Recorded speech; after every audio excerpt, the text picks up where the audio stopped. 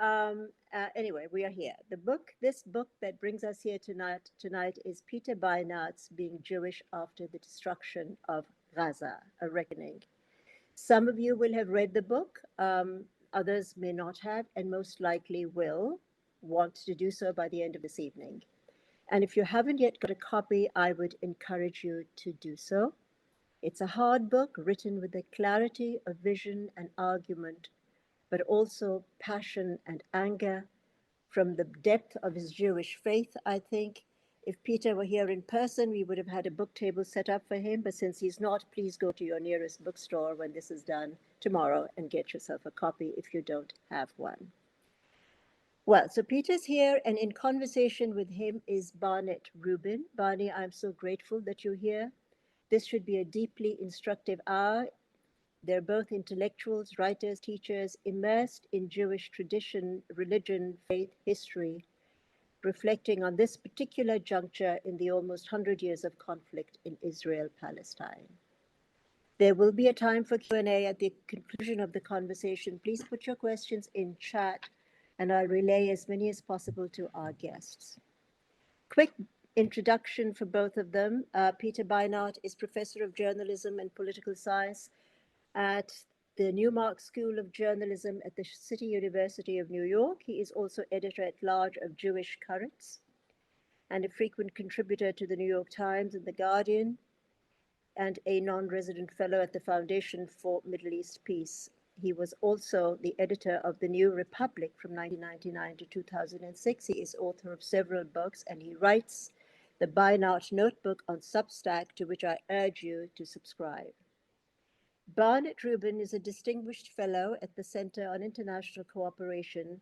During 1994-2000, he was director of the Center for Preventive Action and director Peace and Conflict Studies at the Council on Foreign Relations in New York.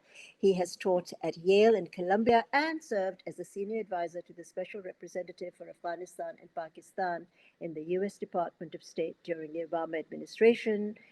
And prior to that, as special advisor to the UN Special Representative of the Secretary General for Afghanistan. He is author of several books on Afghanistan, on war, peace, and conflict prevention. Subscribe to Appointed Times on Substack for his writings on current politics and Israel-Palestine. Before I turn this over to you both, gentlemen, I simply want to say this. I am, and I've said this before, I am humbled by the courage and honesty. Yours and Peter's, Barney, you and Peter, as you speak and write as you do. You do it, I think, because that's how you interpret your faith and tradition. It's hard, it's painful, you risk friendships, connections, excommunication from the community, but I think you're being true to your faith and to yourself. When I said something like this to you, Barney, you said, and this is what you said, honestly, I don't feel this any courage. What I don't understand is how people can see what I am seeing and not do it. But of course, there are many ways of not seeing.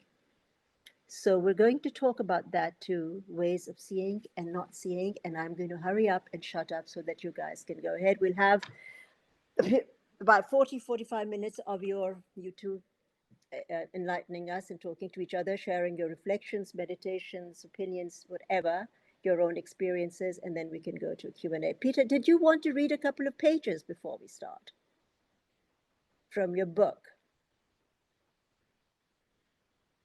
He's muted, Zainab. Don't read a page.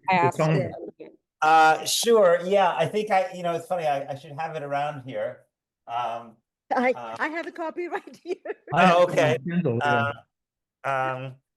Sure. Yeah. I'm sorry. I should have done this earlier, but I'm happy to come up with yes. I'm happy to read something if you'd like. I can start now if you'd like. Just tell me when. Yeah. Go ahead. Just a couple. Zainab, can you get me off the screen, please? And just a couple of pages so people who've not read the book at least get some sense of, thank you, of what it's, how you write and what it says. Great. Okay. It's so this is from near the end. So this is after a section in which I write about the way that at least some white South Africans and white Southerners in America and Protestants in Northern Ireland experienced a sense after supremacist political systems were defeated and replaced with something more like equality under the law, the way they felt that actually there had been a kind of experience of a relieving of burden on them that they may not have realized. So I wrote, although it won't look the same, this kind of liberation is possible for us. We can lift the weight that oppressing Palestinians imposes on Jewish Israelis and indirectly on Jews around the world. We don't need to warp the souls of young Israeli Jews by sending them to humiliate men in front of their children and restrain screaming women as bulldozers demolish their homes. We don't need to watch them fly off after their military service for long sojourns in Machu Picchu or Kathmandu, where they try to forget what they've seen and done.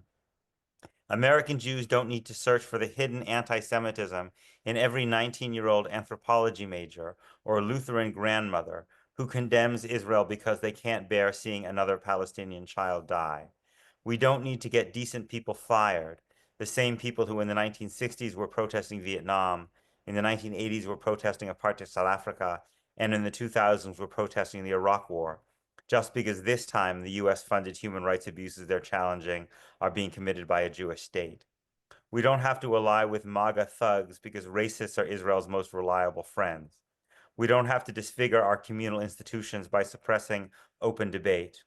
We don't have to close off a piece of ourselves and barricade it from our best qualities, kindness, compassion, fairness, because that's the only way we can defend what's being done in our name. We can lay down the burden of seeing ourselves as the perennial victims of a Jew-hating world. Thank you. Well, thank you, Peter. Excuse me.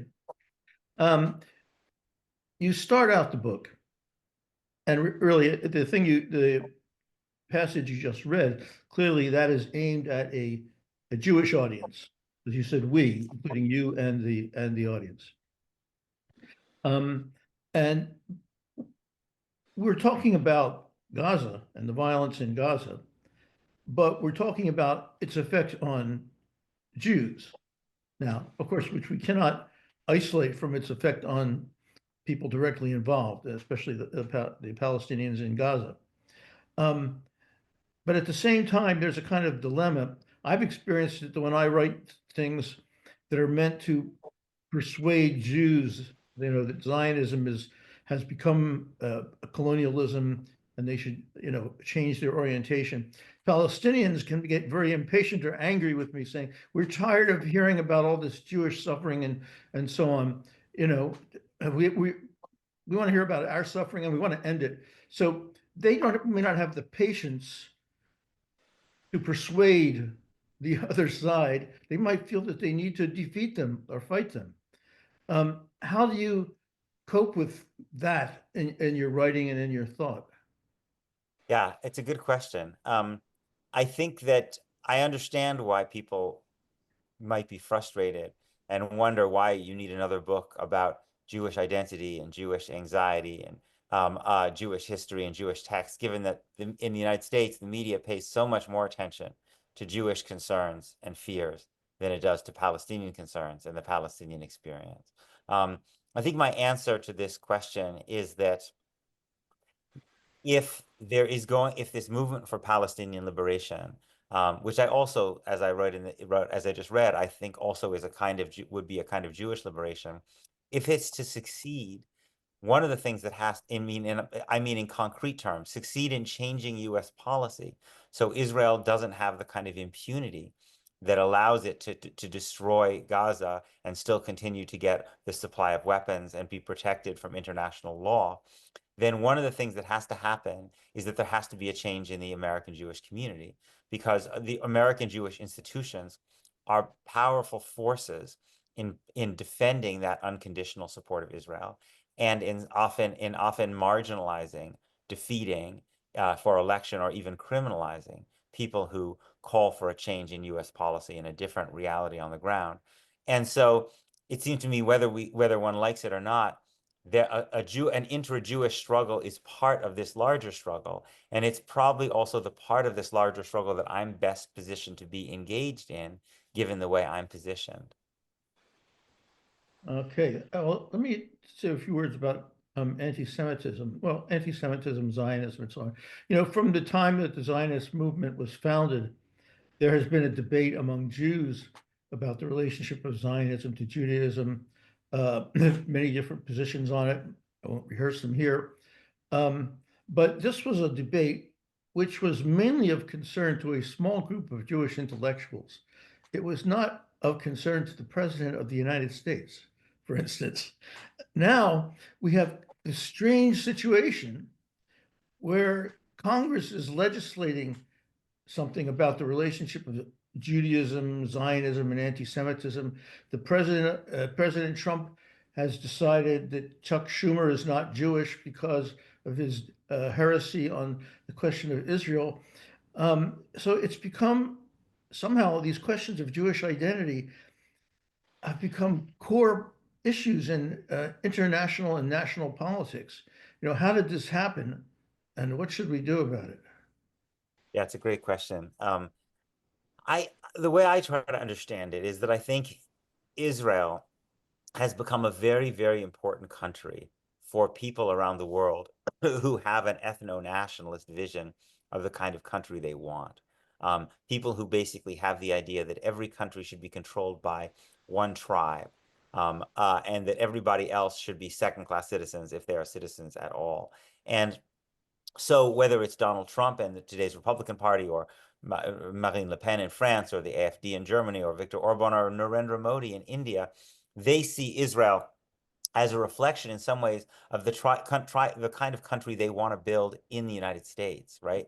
And so that means that if you are in opposition to the state of Israel and you question its fundamental legitimacy, you question the ideology its ideology, which is the ideology of Zionism, you are not just in conflict with that state, but you are very much in conflict with the political movement that wants to create in the United States an America that is much more like Israel. And so that, I think, is what Donald Trump means, or these people mean, when they're talking about anti-Semitism. And I think it's also allows one to try to understand the very bizarre way in which Donald Trump gives himself the right to determine who is a Jew, right? A strange thing, right, for him to do. But in a sense, if being Jewish is being defined as support for the state of Israel, right? And that's the meaning of what it means to be a Jew. And to be an anti-Jew is to be in conflict with the state of Israel. Then in some sense, Donald Trump can see himself as more of a legitimate Jew than Chuck Schumer, because he is more of an unconditional supporter of the state of Israel. Now, today there was an incident, I imagine you have read about it, in which a group of right-wing thugs actually attacked a synagogue. You know what I'm talking about? I've heard about it, but I haven't actually had a chance to look into. I haven't really looked at it much. Yes, well, when we hear that right-wing thugs have attacked a synagogue, Right. we assume it's like skinheads or Nazis or something. This event happened in Israel. Right. It was a bunch of right-wing Zionists who attacked a Reform synagogue Mm. where they were having a meeting with Standing Together, the Right. joint Jewish Palestinian organization that tries to create some solidarity, at least between the citizens Right. of Israel. So here we have what looks like, I phrased it without identifying the parties to it, Yes. because if you just look at it that way, it's just the typical anti-Semitic incident. Yes. Except it's being carried out by Jews. Yes. So, and as you noted, anti-Semitism seems to have changed in that most anti-Semites support Israel. And as Steve Bannon said in an infamous video interview, you know, the enemy is inside the wire, he said, addressing Zionists in Israel. It's those left-wing Jews. Can you comment on what this means about anti-Semitism and the fight against anti-Semitism? How do we fight anti-Semitism when we're still working with an outdated notion of what it is. Right. Well, as you know, Barney, the notion of some kind of relationship between anti-Semites and the Zionist movement isn't new. It actually, Herzl famously wrote that the anti-Semites would be our best friends, right? Because there was a kind of natural logic of the idea that if you wanted to give Jews a state outside of Europe, then people who didn't want Jews in Europe might find that to be an attractive proposition, right? And Arthur Balfour, who, as foreign minister, signed the Balfour Declaration saying that Britain supported the idea of a Jewish home in Palestine, as prime minister previously had supported the Aliens Act, which barred many Eastern European Jews from coming to Britain. So there is this association. And I think we still see that in a certain way on the right today, even more than a century later, which is to say, these people believe that everyone should be in their country, which means the country that their tribe controls. So they think Israeli Jews are good when Jews are in Israel, right, which they define as their country. But they often have a problem, often have a problem with the Jews in America, right? Because the Jews in America mostly oppose ethno-nationalism, believe in the idea that even as a small minority, we should be treated equally under the law, that it should not be a Christian country, and have this annoying tendency to actually work to a kind of ally with other historically discriminated minorities, Black people, Muslims, immigrants, LGBT people, all to fight for some principle of equality under the law. And that's what puts them into conflict with people like Steve Bannon.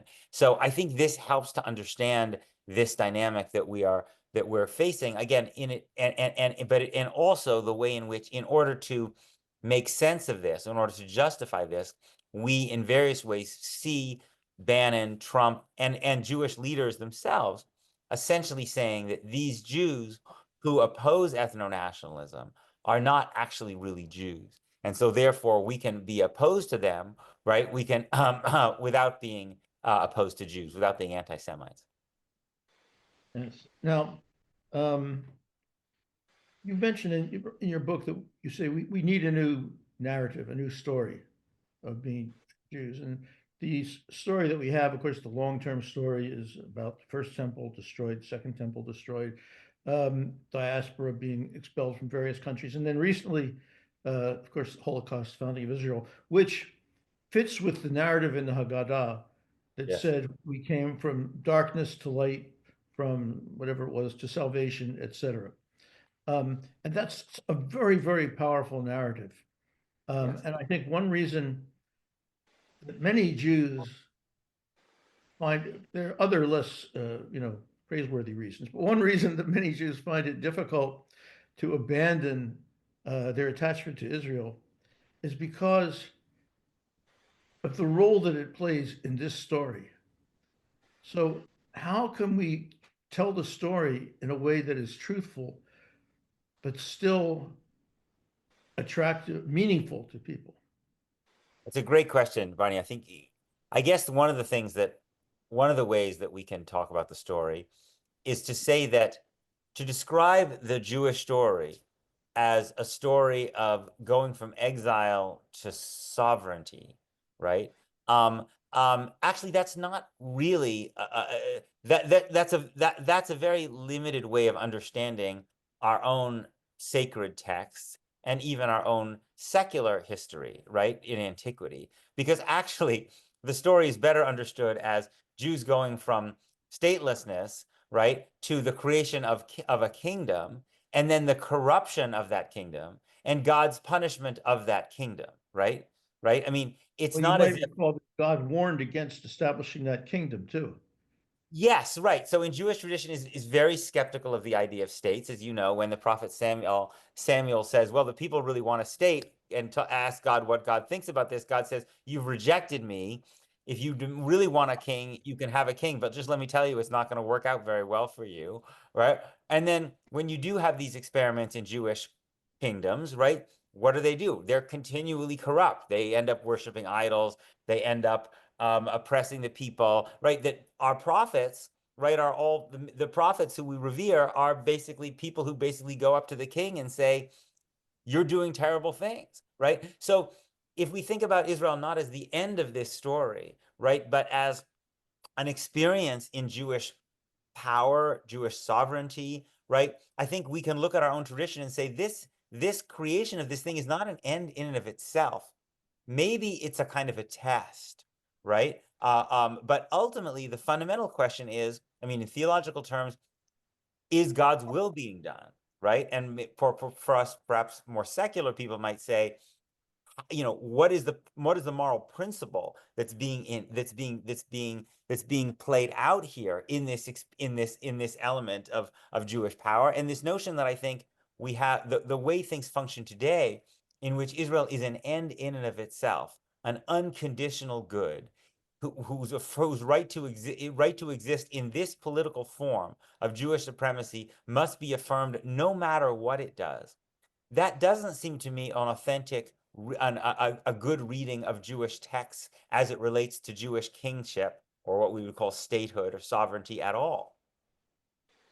Well, I wonder if you could say a little more about what those texts have to say about statehood. I mean, as you observed, you would be, I personally do not recall any passage in the Bible where a prophet admonishes the people of Israel for being insufficiently loyal to the state. Yes.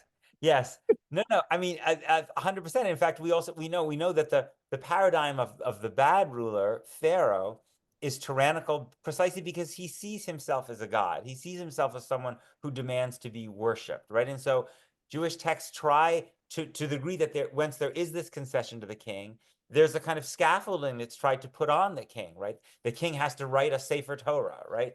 To remind, this is to remind himself, right, that there is a law that's beyond him, right? So I think that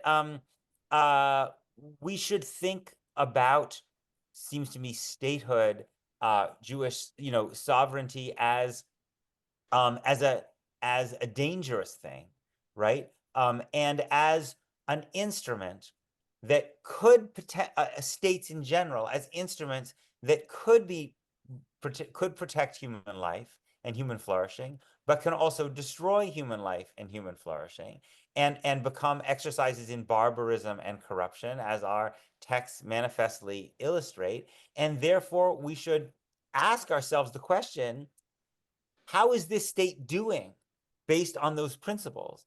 If we start with the infinite value of the human being, as Abraham Joshua Heschel said, is the only thing that's created in the image of God, then we can judge that state based on its treatment of all of the human beings under its control, right? Very much including the 2 million Palestinians in Gaza. And then I think that would lead us to be forced to say that this state is actually doing a pretty horrifyingly bad job of protecting human life, and we should think about a different kind of state that might do better. Now, as you know, there was the first temple, which was destroyed by the Babylonians. Yes. The second temple that was destroyed by the Romans. And in the Talmud, which you are studying, and I studied a little bit, there are explanations given for why Yes. that happened. Yes. The destruction of the first temple was because of idolatry and corruption. Yes. The destruction in other sense, yeah. of the second temple was because of sinat chinam, that is, Right. baseless hatred among the Jews, Right. who were fighting each other. And of course, the story there is Vespasian, who was besieging Jerusalem, came to the leaders and said, "Look, all I want you to do is give me an arrow as a sign of submission, and then I will go. Why do you want to destroy the temple?" And they said, "We're going to kill you." And then Rabbi Yochanan ben Zakkai, who was head of the Sanhedrin, heard about this, and he said to the people and the leaders in Jerusalem, said, "All he wants is a sign of submission, and he won't disturb us anymore. Why do you want to destroy the temple?" And they said, "No, we're going to kill him." So Rabban Yochanan ben Zakkai had himself smuggled out of Jerusalem in a coffin, and he founded modern, or not modern, traditional Judaism, Rabbinic Judaism, Judaism, through study and so on. But now you have said, and I support this idea, that elevating loyalty to the state into the highest value Right. is a form of idolatry. That's what destroyed the first temple. Yes. And saying that some Jews aren't really Jews because Right. they're not loyal to the state, Right. that is the kind of hatred that destroyed the second temple. So, Yes. Yes. what's your prognosis? Well, I mean, I think that's a very elegant reading of those two experiences, and I think they one of the things that I think about Jewish tradition, which is challenging for modern people, for modern Jews, is that the emphasis when bad things happen to Jews, the emphasis is really on how Jews sin, right? So in some ways, the question that the Talmud is really interested in, or Jewish texts are really interested in terms of the destruction of the first and second temples, is not how wicked the Babylonians and Romans were, as much as what did the Jews do to make God turn against them, and therefore, and the Babylonians and the Romans are just instruments of God's anger at the Jews, right? And that's a very difficult kind of mentality, I think, for modern people to hold, right? I mean, I think probably you and I both, Barney, would agree that anyone who tried to engage in this kind of this kind of reasoning vis-a-vis the Holocaust would be in obscene territory if they tried to discuss the Holocaust in terms of Jewish sinfulness and God's wrath, although there are some people in the ultra-Orthodox world who do talk about it that way. So I think that kind of discourse is not really available to us for understandable reasons. But I think the problem is that what has replaced it in so much Jewish discourse is this notion of just the kind of eternal victimhood, Jews as kind of eternal righteous victims, which prevents us from having the kind of conversation that you were just bringing up, which is to say, an ability to look inward and to say, what actually have we done, right? What has a Jewish state done that actually has or could do that would be morally wrong? And instead, the narrative is always, well, if people around the world don't like Israel and they're giving Israel a hard time, it's simply because, this is just the way of the world, that the Gentiles are always destined to hate and persecute Jews, and Jews are destined to have to basically fight for their survival against Jew haters, and therefore Palestinians are put into this template, right? So you don't really need to know anything about the Palestinian experience other than that they are basically the reincarnation of an endless series of Jew haters who basically exist throughout history, and there's really nothing Jews can do about it but fight to survive. Now, I guess I'm about 20 years older than you are, so I grew up at a different time. Um, and during the time I was growing up, it was taken for granted, at least in the Jewish milieus that I knew, that politically in the United States, Jews were liberal. You mentioned your veneration for Rabbi Abraham Joshua Heschel. Well, one of the most famous pictures of him is him walking with Dr. Martin Luther King in Selma. Right. When I was 13, my mother took me to the March on Washington, where Martin Luther King spoke. But the person who spoke right before Martin Luther King was Rabbi Joachim Prince, who From said Germany. that we are here in complete solidarity. Now, contrast this with the Jewish leaders today who are kowtowing to Donald Trump, who is in a sense the world leader of racism.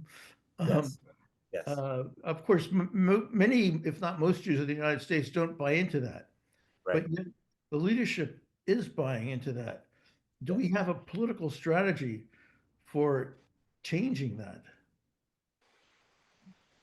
Well, I mean, I think to the degree that there's a political strategy inside the Jewish world, I think you can see it in dissident groups like If Not Now and JFridge and Jewish Force for Peace and all these other organizations, but you're right. I mean, this is a really tragic and kind of some ways lunatic shift in American Jewish organizational life, which is that the American Jewish organizations, they weren't perfect in the middle of the 20th century, but they were primarily focused on pushing for a certain vision of America, right, as American Jewish organizations. And they supported the civil rights movement out of a kind of enlightened self-interest, in which they believed that if Black people got civil rights, then that would also benefit Jews. And it did benefit Jews massively, right? As America moved towards greater equality, and Jews benefited from that as the barriers to Jewish entry into different institutions basically completely came down, right? But then once that project is completed in the 1970s, and especially after the global left and the American left start to become more critical of Israel after the 67 war, these organizations like the American Jewish Committee and the Anti-Defamation League, which hadn't paid a lot of attention to Israel really, and weren't actually exactly Zionist, but to reorganize themselves as kind of Jewish defense, as Israel defense organization. So the role of American Jews is to defend Israel. And then AIPAC becomes very influential in the Reagan administration because it is unencumbered by any position about what should happen in the United States, unlike the AJC and the ADL, which have some domestic traces of liberalism.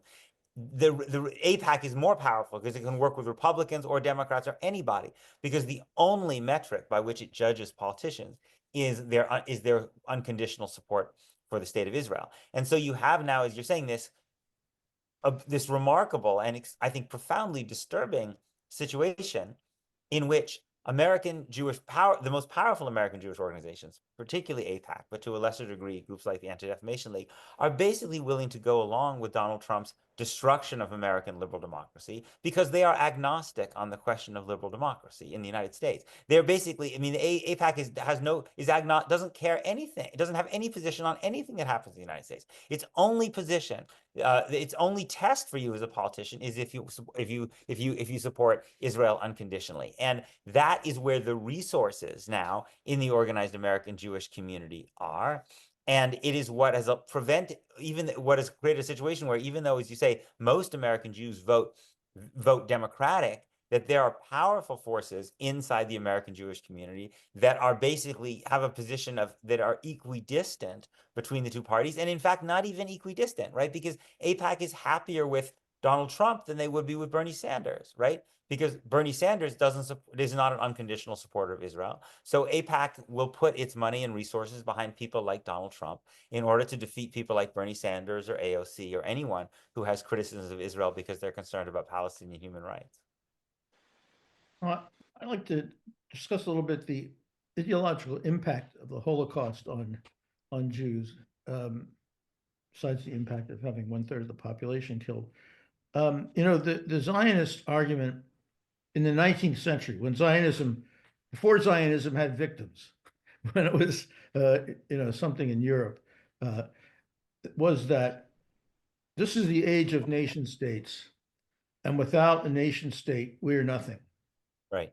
And if you're living in Galicia, Poland, and Ukraine, and you see the Russian army and the Austrian army and the Prussian army and the Ukrainian nationalists and the Polish nationalists marching back and forth over your territory with their armies, and you start to think, why am I the only group that doesn't have an army and doesn't have a territory? So it seems logical. And then the idea that Jews cannot count, as Hitler said, not Hitler, as Herzl said, if only they would leave us alone, but I don't think they will leave us alone.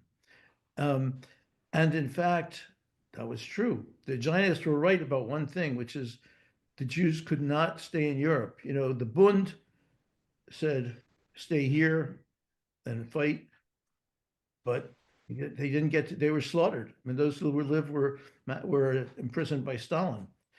And of course, after the war, when there were all those displaced people, the only place they could go, almost the only place they could go, was Israel or Palestine. Yes. Of course, most of them, I think, if they had been allowed to, would have come to the United States. Yes. But they weren't allowed to. I mean, and the father of a friend of mine who's a Romanian Jew said, founding of Israel was a historical necessity and a moral disaster. So I wonder, when I talk to people, they say, yes, but where would the Jews go if it wasn't for Israel? How do you respond to that?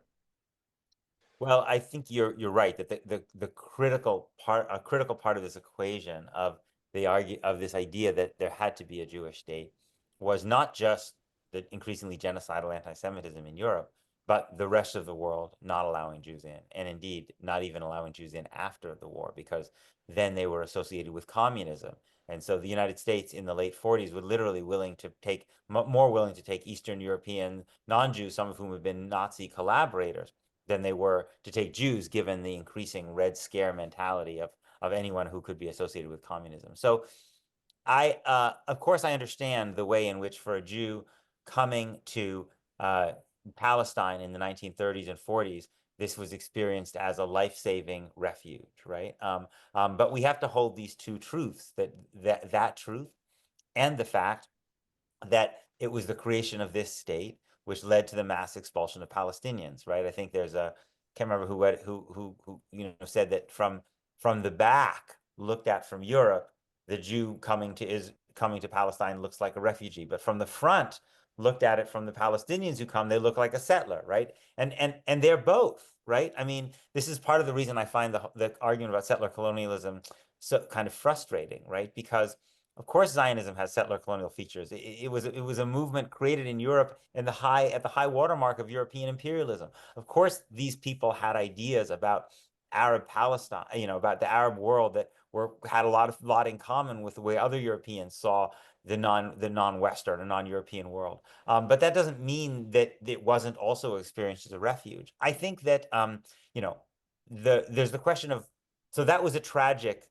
choice, right? There were people like Martin Buber who argued that Jews should be allowed to come, but there should be a binational state rather than a Jewish state, because he foresaw this expulsion.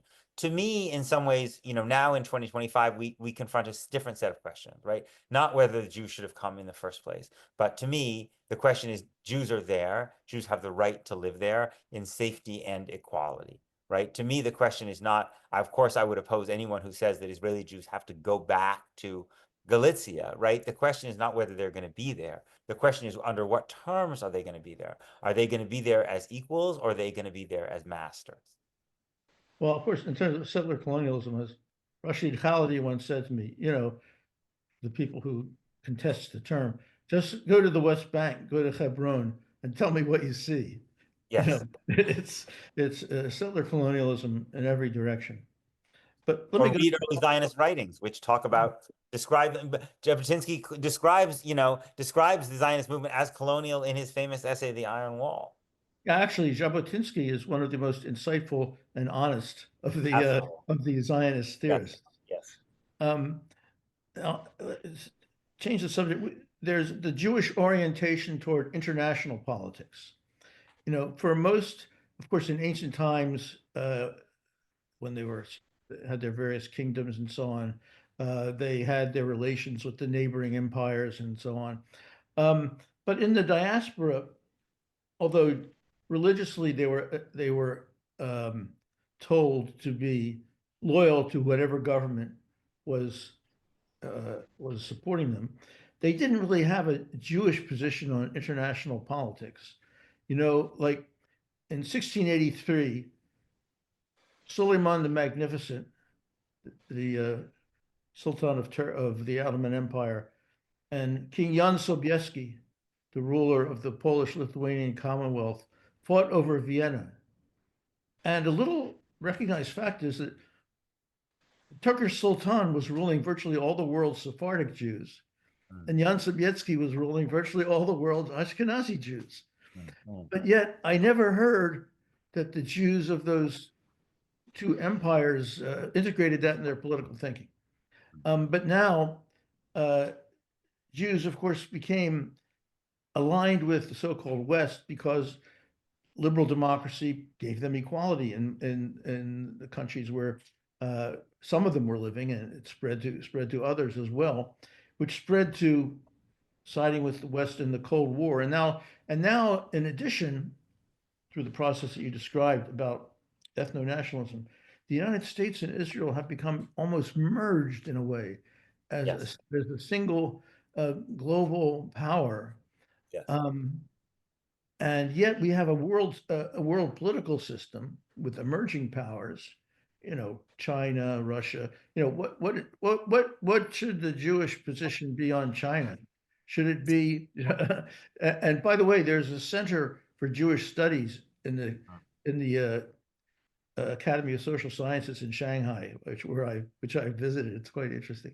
But um, you know, no one has asked, no one has ever asked me this question before.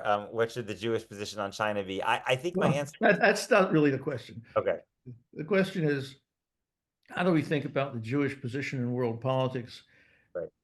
that when we separate it from just being aligned with the United States and Israel and recognize the multitude of other powers and so on? Well, I mean, I think that there's a debate inside the Jewish world in a way about uh, what keeps Jews safe. And I think on one side is the idea, which is an old idea, which is that you kind of, whoever has power, you kind of cling to them, right? And if they're willing, if they let you, right, as long as they're willing to support, as long as they find you valuable, you basically don't, you accept their benevolence, and you do whatever they want, and you ally with them, so you ally with the king and the, kind of in medieval Europe, you kind of ally with the king and the princes against the peasantry, right? And I think in modern times you can see that in various ways, right? I mean, my parents are South African, so famously in South Africa in 1964, Mandela was put on trial in what was called the Rivonia trial, and all of the white defendants were Jews, and they decided that, to the degree they had a Jewish position, it was that Jews should ally with Black South Africans fighting for freedom, right? But the prosecutor was Jewish as well, Percy Utar. He was the Attorney General of the Transvaal, the province that includes Johannesburg. He was actually the president of an Orthodox synagogue. And his position, to the degree he had a Jewish position, was that Jews had been given whiteness, were accepted as white, and they should reward and support the Afrikaners in this effort and fight to keep the blacks as under apartheid. When Abraham Joshua Heschel went to march in Selma, and you were just referring to that, right? His position was the Jewish position should be to support the black struggle for equality.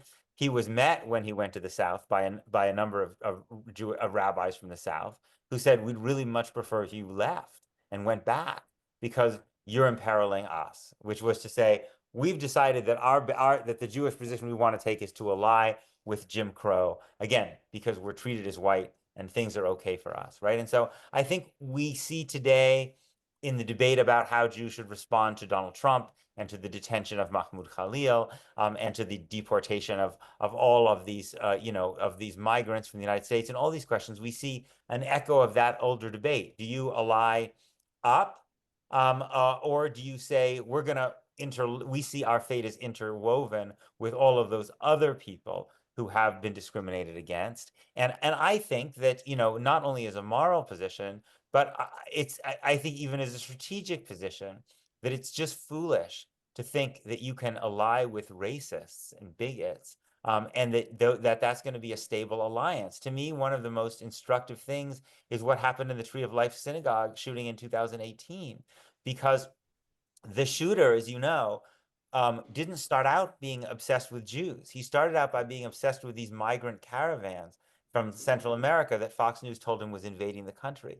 But then he decided that the Jews must be behind it, because only they were smart enough to organize something so sinister, which is an old kind of idea, right? And so then when he saw the synagogue was having a refugee Shabbat, he attacked the synagogue. So we see the way these bigotries travel together. And the polling shows this, that the people who are most likely to have not the ADL's, forgive me, bullshit definition of what anti-Semitism is, right? Which basically makes opposition to Zionism. But traditional definitions of anti-Semitism, can Jews be trusted?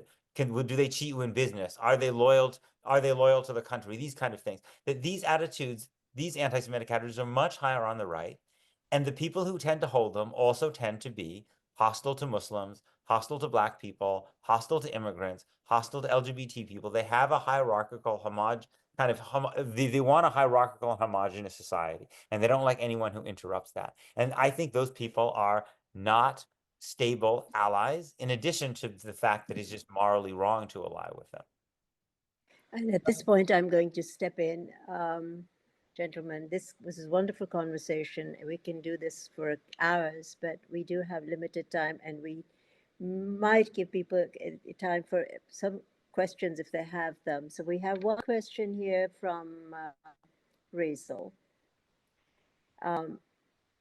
And can you read that, or shall I read it out to you? Has current anti-Zionism/anti-Semitism been co-opted and a problem, just as the Jewish response to violent oppression in 19th and 20th century Europe, that is, leaving as refugees, was co-opted by European colonial powers? So what she's saying is, has anti-Zionism, anti-Semitism, but we've sort of addressed that partly on how it is being used now.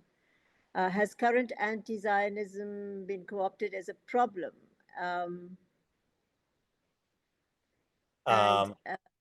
Yeah, turning refugees into colonial settlers. Yes, I mean, I think that I think that we do see echoes of this of certain things in, you know, from earlier periods. I mean,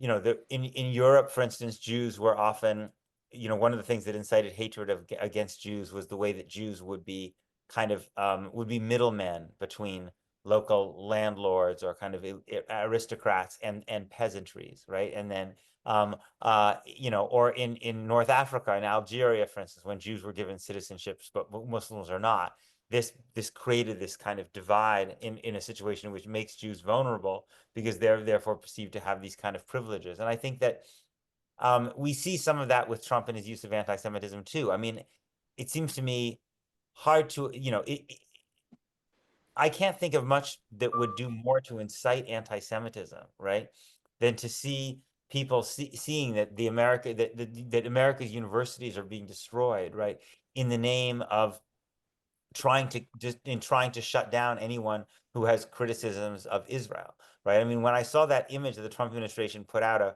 Shalom Mahmoud after they basically disappeared this guy, I thought, you know, I can't even imagine how this is so beyond being morally appalling. It's so dangerous, this kind of language. And so I think Jews are being utilized as a kind of pretext for this authoritarian effort that Donald Trump is making to take control over independent institutions in the United States.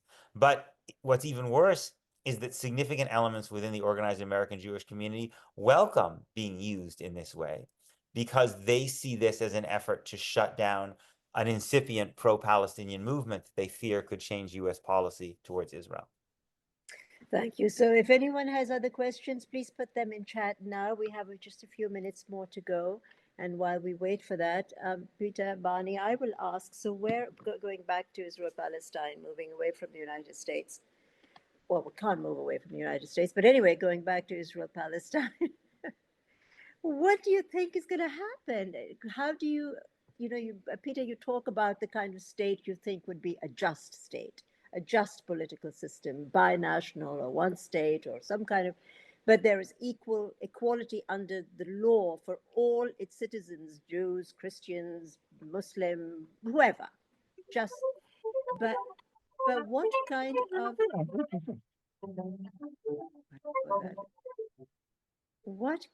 of, but where we are right now with all this killing and devastation and horror, October 7th, and then the total destruction of Gaza and all those killings, where is the maybe not in our lifetimes, maybe there will be peace, but I don't see that happening. Do you? What will peace look like? Oh, you're muted. Peter's muted. Ask to unmute. Yes, thank you.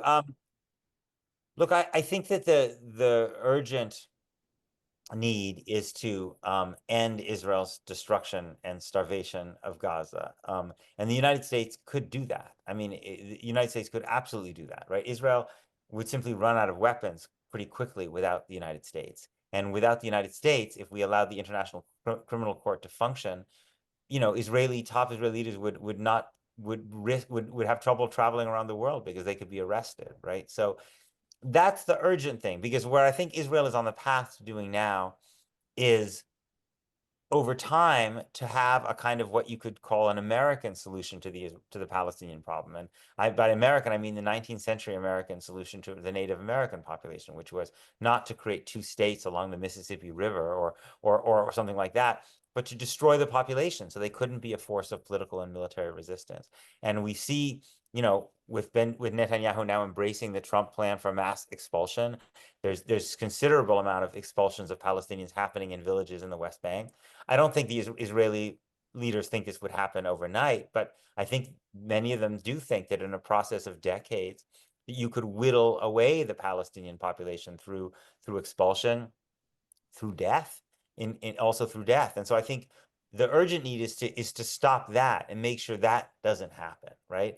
And I also think that ending Israeli impunity can potentially create a new kind of political conversation in Israel, because people who become accustomed to legal supremacy, their plan A is always to continue that legal supremacy, right? People don't, unfortunately, wake up one morning and say, whether it's in Northern Ireland or South Africa or the Jim Crow South, oh my goodness, this was so wrong, you know? It's only when resistance makes plan A no longer workable for you that you're willing to have a conversation about plan B or C, right? But no one has forced Israeli political leaders or the Israeli public really to have that new kind of conversation.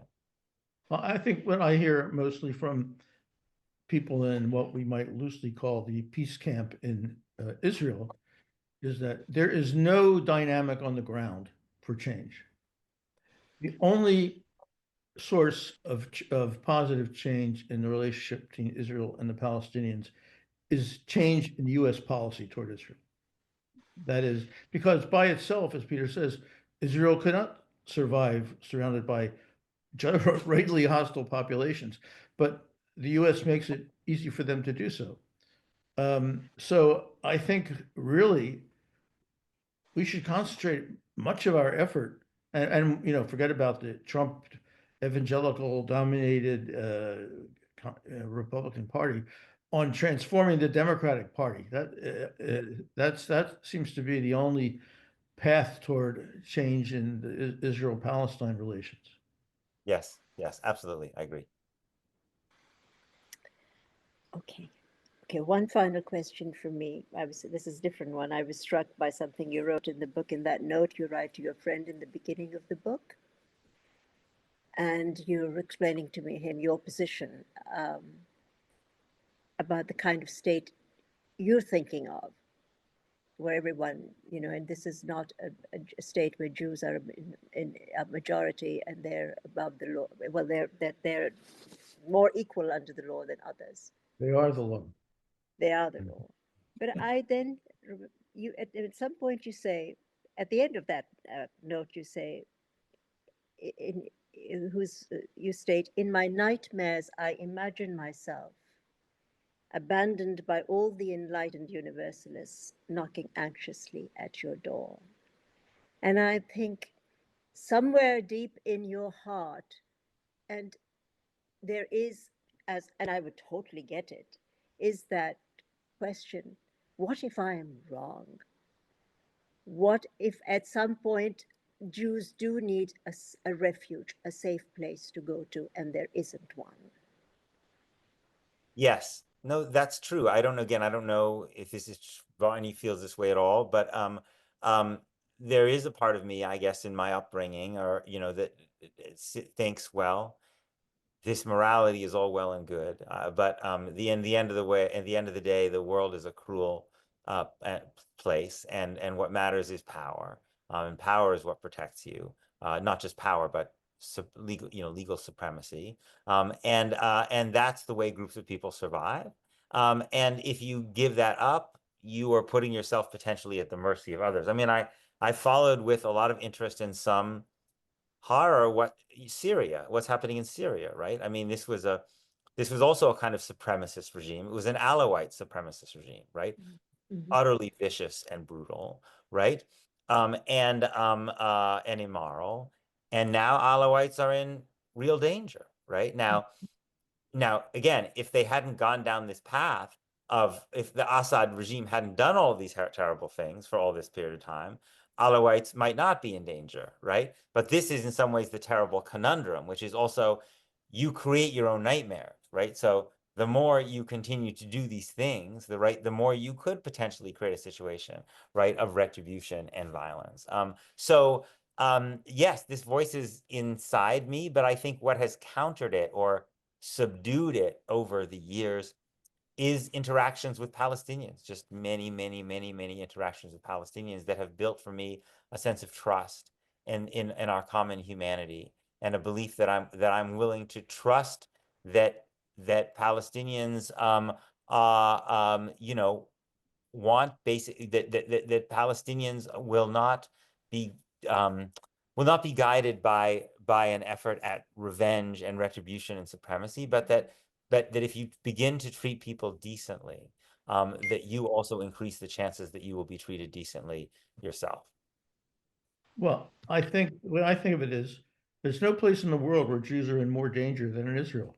Right, right, right. So what kind of a refuge is that? Right, right. Yes. No, I mean, the irony is that if American, and I hear if American Jews feel like they have to leave the United States because of Donald Trump, overwhelmingly they'll try to go to Canada, or to some, they won't. Israel will not be their first choice, probably for most of them, probably not even their second or third choice, right? And Actually, a very senior Arab diplomat, when I was complaining to him about the United States and said I might decide I have to leave some point, he said, "Well, you can always go to Israel." I said as a joke, I said, that's even worse.